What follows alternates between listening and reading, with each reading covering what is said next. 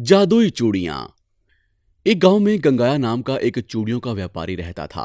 उसकी बीवी रमणा और गंगाया गांव गांव घूमकर चूड़ियां बेचते थे। इस तरह एक दिन गंगाया चूड़ियां बेच रहा था कि कुछ लड़कियां गंगाया को छेड़ने की सोचती हैं। इनमें से उस गांव के अमीर आदमी अपला नायडू की बेटी प्रसन्ना भी थी। गंगाया चूड़ियां ले लो कहते हुए चूड़ियां बेच रहा था कि प्रसन्ना के दोस्तों में से एक दोस्त, हे चूड़ियों वाले, इधर आओ। वो बिना सुने आगे बढ़ता है। प्रसन्ना गुस्से से गंगाया के आगे जाती है। हे चूड़ियों वाले, कहाँ जा रहे हो? हाँ बताओ लड़कियों, क्या चाहिए तुम्हें? 1 एकड़ जमीन चाहिए, दोगे क्या? चूड़ियां बेच रहे हो और पूछ रहे हो कि क्या चाहिए? नहीं नहीं, मेरे पूछने का मतलब तुम्हें किस तरह की चूड़ियां चाहिए? सादी वाली या फिर दबी हुई चूड़ियां? दबी हुई? ये क्या होती हैं? मैंने कभी नहीं सुनी। वही जो हाथ दबा के पहनते हैं। सारी चूड़ियां वैसे ही पहनते हैं। वैसे भी तुम्हारी चूड़ियां जल्दी फूट जाती हैं। अच्छी चूड़ियां दिखाना। अच्छी चूड़ियां नहीं हैं, सब कांच की और मिट्टी की हैं। कहकर गंगाया हंसने लगता है। बहुत हंस लिए। अब सबको 1-1 2-2 दर्जन चूड़ियां पहनाओ और टूटनी नहीं चाहिए। अच्छी चूड़ियां डालो। टूटनी नहीं चाहिए? ये कैसे हो सकता है? तुम लोगों के बस एक बार छूने से 6 फीट का लड़का ही पिघल रहा है, तो ये चूड़ियां कौन सी बात हैं? जैसे मैं कहती हूँ वैसे ही चूड़ियां पहनाओ, नहीं तो आसपास में कहीं चूड़ियां बेचने के लायक नहीं रहोगे, समझे? देखो चूड़ियों वाले, अगर हमारी प्रसन्ना कुछ कहती है तो वो करके दिखाती है, समझे? हमारी प्रसन्ना के लिए ना टूटने वाली चूड़ियां बना कर लाओ। हाँ हाँ, तुम लोग मुझे पाल रहे हो ना। जैसे तुम कहोगे वैसे मुझे करना पड़ेगा। जाओ जाओ, बड़ी आई चूड़ियां खरीदने वाली। ये कहकर वो वहां से चला जाता है। अरे, इसकी इतनी हिम्मत! मैं अभी मेरे पिताजी से इसके बारे में बोल कर आती। वो अपने दोस्तों को लेकर वहां से पिताजी अपल्ला नायडू के पास जाती है। क्या हुआ बेटी, क्यों परेशान हो? अंकल, एक चूड़ियां बेचने वाले ने प्रसन्ना को चूड़ियां डालने से इनकार कर दिया और ऊपर से उसने कहा जिससे शिकायत करनी है जाकर कर लो, मैं तुम्हें चूड़ियां नहीं दूंगा। उसकी इतनी हिम्मत, उसने मेरी बेटी को मना किया और मेरी बेटी को रुलाया भी। ये कहकर वो अपने नौकर रंगा को बुलाता है। अरे ओ रंगा, वो चूड़ियों वाला जहां कहीं भी हो उसे तुरंत यहां लेकर आओ। जी साहब। रंगा चूड़ियां वाले की तलाश में निकलता है। रंगा को गंगाइया चूड़ियां बेचते हुए नजर आता है। अरे ओ चूड़ियां वाले, मेरे साहब तुम्हें तुरंत बुला रहे हैं, जल्दी आओ। तुम्हारे साहब की साइज की चूड़ियां मेरे पास नहीं है, जाओ जाकर कहीं और देख लो। अरे ओ, बहुत बोल रहा है, चल साहब के पास चल। ये कहकर रंगा गंगाया का हाथ पकड़कर खींचते हुए प्रसन्ना और अपाल नायडू के पास लेकर आता है। साहब जी, यही है वो चूड़ियों वाला, बहुत बोल रहा है। ये मेरा हाथ छोड़, मैं सबका हाथ पकड़ता हूँ और तुम मेरा हाथ पकड़ रहा है। क्यों भाई, गांव में धंधा करने का इरादा नहीं है क्या? क्यों साहब, शॉप लगा कर दोगे क्या? कितनी मस्ती है रे तेरे में, सामने से जवाब दे रहा है। अब जो कोई भी हो, आपको क्या चाहिए? अपल्ला नायडू को गुस्सा आता है और वो अपने आदमियों को बुलाता है। अरे ओ, इसकी चूड़ियां ले लो और इसे धक्के मारकर बाहर भगा दो। अपल्ला नायडू के आदमी चूड़ियां ले लेते हैं और गंगाइया को धक्के मारकर बाहर भगा देते हैं। साहब जी, मुझे माफ कर दो, मेरे बीवी बच्चे भूखे मर जाएंगे, मुझे माफ कर दीजिए साहब, मुझे माफ कर दीजिए प्लीज। अब आया ना ऊंट पहाड़ के नीचे। साहब जी, बेटियों को जो चूड़ियां पसंद हैं वो ले लीजिए, पैसे रहने दीजिए। अरे मेरी बेटी ये चूड़ियां नहीं पहनेगी, चल भाग यहां से, चलो बाहर निकालो इसे। गंगाया दुखी होकर उसके घर चला जाता है। रमन अम्मा पूछती है, क्या हुआ? क्यों ऐसे हो आप? हमारी चूड़ियां कहाँ हैं? गंगाया सारी बात रमन अम्मा को बताता है।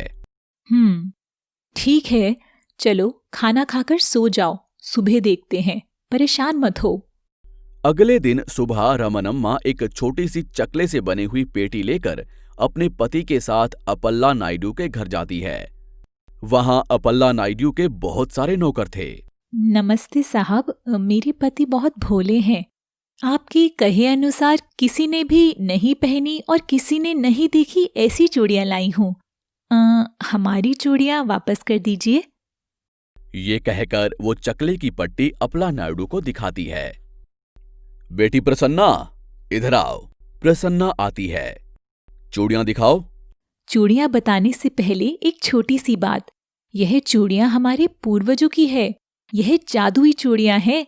यह एक देवी का वरदान है हमारे पूर्वजों को। ठीक है, दिखाओ तुम्हारी जादुई चूड़ियां। जादुई चूड़ियां सबको दिखाई नहीं देती। जो अच्छा इंसान है, जिसका दिल साफ है और सच्चा है, जो लोगों की भलाई करता है, उसी को दिखाई देती है यह चूड़ियां। मैं आशा करती हूँ कि आपको यह चूड़ियां दिखाई देंगी। उस पेटी में चूड़ियां नहीं थी। ये सिर्फ उन पति पत्नी को ही मालूम है। अपला नायडू अपने मन में सोचता है, ये तो बहुत मजेदार लगता है। इसके मुताबिक देखने वाले इंसान की फितरत को जान सकते हैं। ठीक है, दिखाओ चूड़ियां। रमनम्मा पेटी खोलती है। साहब जी, चूड़ियां दिखाई दे रही है क्या?